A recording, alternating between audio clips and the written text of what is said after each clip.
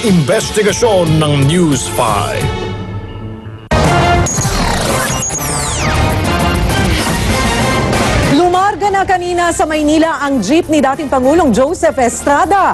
Kasabay ng kanyang paglilipat na bahay mula San Juan, ang kumpirmasyon ni Erap na tuloy ang pagtakbo niya bilang mayor ng lungsod. Ikwento mo, Maricel Halili.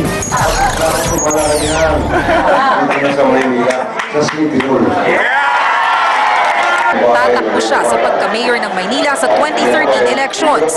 Sinabay niya ang deklarasyon sa mismong araw na naglipat bahay siya sa Santa Mesa, Manila mula sa San Juan. Pero isang termino lang daw ang bubunuin ni Erap. Ang mga nalalabing taon, ipagpapatuloy daw ng running mate niyang si Vice Mayor Isko Moreno. 3 years, pero 24 hours a day. Welcome home, Mr. President. Pero bago niya tuluyang lisanin ang bahay sa Green Hills, tila humugot muna ng inspirasyon ng dating Pangulo. Pinanood niya ang video ng best friend na si Fernando Poe Jr. na malaki rin ang naitulong sa karera niya sa politika. Pag-alis ng San Juan, mismong si Erap ang nag-drive ng jeep ni Erap. Katabi ang running mate na si Moreno. Pagdating sa Maynila, ito na ang sumalubong sa kanya. Kasama sa nag-welcome kay Erap ang 28 sa 38 konsehal ng Maynila. Liyamado na nga ba si Erap kay Manila Mayor Alfredo Lim? Siguro sa pagandaan na natin, hindi naman kami tatanungin. Giit ni Erap, wala silang personal na away ni Lim. Ikausap lang kami, dahil hindi natin kita rin, kasi naman lahat.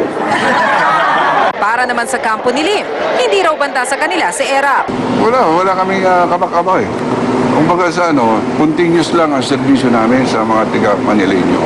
Kung ang ilang anak ni Erap ang tatanungin, hindi na dapat tumakbo si Erap dahil wala na siyang dapat patunayan. Pero dahil gusto ng tatay nila, ibibigay nila ang buong suporta. Kaya meron talagang clamor. Nang tanungin naman si Erap kung sino ang makakasama niya sa bagong bahay, Isa lang, siyempre, si President. dito na magpapalipas na magdamag ang dating Pangulong Joseph Estrada sa kanyang bagong bahay dito sa Santa Mesa, Manila. Kailangan niya kasing manirahan dito sa loob ng isang taon para maging lehitimong kandidato. Maricel Halili, News 5. Kaugnay naman sa impeachment trial ni Chief Justice Renato Corona, handa raw humarap sa paglilitis ang ilan sa mga personalidad na gustong tanungin ng depensa tungkol sa sinasabi nilang $10 million account ng punong mahistrado. Ina Zara, ikwento mo. Handa raw humarap sa impeachment trial si Ombudsman Conchita Carpio Morales ngayong isa ito sa ginawang kondisyon ng depensa kapalit ng pagsalang sa witness stand ni Chief Justice Renato Corona. Pero ngayon pa lang tila naghuhugas kamay ng Ombudsman. There were complaints earlier this year filed by Risa Ontiveros, Harvey K. et al. The mandate of the Ombudsman is to go over the complaint. Kahit ang grupong akbayan na nagsampa ng reklamo sa Ombudsman kaugnay ng $1 million account umano ni Corona, itinatanggi ngayon na sa kanila nanggaling ang impormasyon tungkol sa umano'y questionableng yaman ng punong maestrado. Hindi galing sa amin yung figure na $10 million.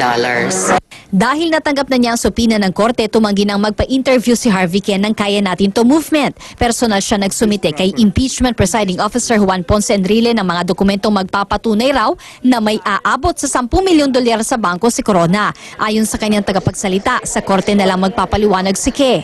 He will attend, he will follow the subpoena. Si Morales, Hontiveros at Ke ay ilan lang sa 11 pangalan na hinihingi ipatawag ng depensa kaugnay ng umano'y dollar account ni Corona. Pagkatapos nilang tumistigo sa karaw lalabas ang punong maestrado para magpaliwanag. Ng Chief Justice ay handang harapin lahat ng pinupukol sa kanya. Kung sasabihin niya, I invoke my right against self-incrimination, hindi po namin siyang pwedeng pilitin na sagutin. Kahit naman 12 testigo ang madaragdag sa listahan ng depensa, siniguro ng mga senator judge na hindi naaabuti ng Hunyo 7 ang impeachment trial. Ina Zara, News 5. Inakusahan ng China ang Pilipinas na nagpapalala raw sa tensyon sa Scarborough Shoal. Kasabay nito, pinayuhan ng Chinese Embassy ang mga mamamayan nito na mag-ingat sa mga niluluto raw na anti-China protest sa bansa. Mean Los Baños, ikwento mo. 11-2. Yan ang match-up ng barkong nakaposte sa Scarborough. Nasa 11 na mga fishing vessel at fisheries law enforcement and maritime ships ng China, habang nakapako naman sa 2 ang barko ng Pilipinas. Kasabay nito, ang pahayag ng Vice Foreign Minister ng China na lumabas sa China Daily News. Sinasabi rito na tila Pilipinas pa ang nagpapalala sa tensyon. Dapat daw iwanan ng mga barko ng Pilipinas ang Scarborough Shoal at huwag pakialaman ng mga mangingisda at Chinese vessel na nasa sakop ng batas ng China. Handa raw ang China na harapin ang anumang magiging aksyon ng Pilipinas sa issue at hindi aatras sa karapatan nila sa teritoryo. Paniwala ni Senate President Juan Ponce Enrile, isang indikasyon ito na gusto nang kunin ng China ang nasabing isla. Payo niya, dapat maghanda na ang Pilipinas.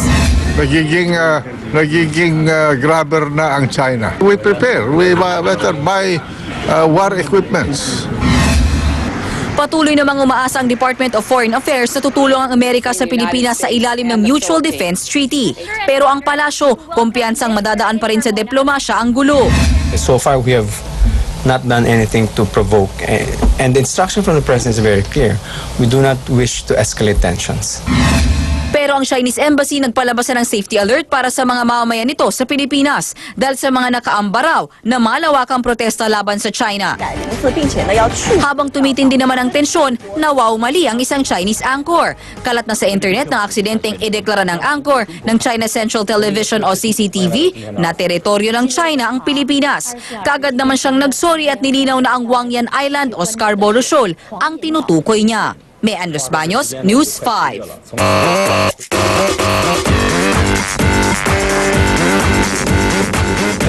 Dad naman sa issue nila ni Amalia Fuentes, sinagot naman ni Rufa Gutierrez ang intrigang lilipat na raw siya sa ibang istasyon. DJ Mo Twister, may bago na namang kontrobersya. At exclusive, Jacqueline Jose may buwelta laban sa kampo ni Albi Casino. Jeff Fernando, ikwento mo. Ito lang ang isinagot ng kapatid host na si Rufa Gutierrez nang tanungin tungkol sa kasong libel na isinampa sa kanya ni Amalia Fuentes. You know, at this point, I just want to entertain good things, happy thoughts. So, she's really not on my mind right now.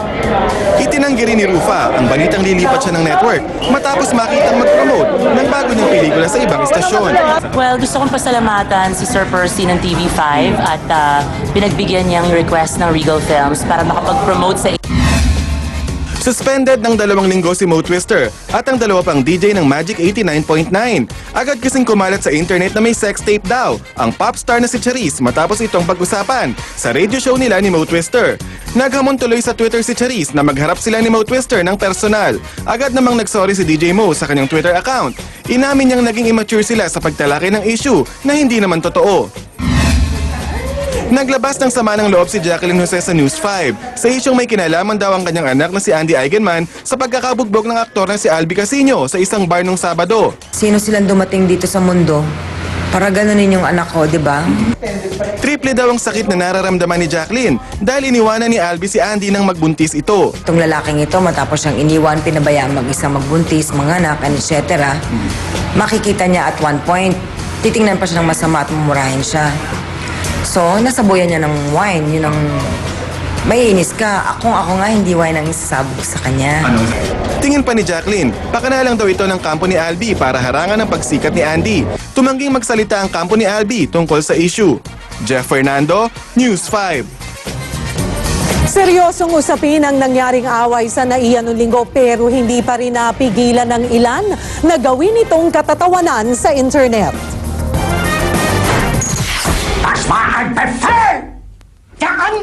Ilan sa mga ginamit para sa spoof ng away ni Ramon Tulfo at ang grupo ni Raymart Santiago ang German film na Downfall. Sa pamagitan ng subtitles ng mukhang galit na galit ang German dictator na si Adolf Hitler na nabugbog si Tulfo.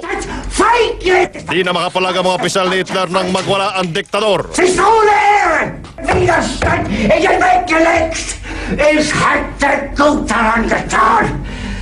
Pati ang pelikulang Avengers na pagtripa ng mga netizen.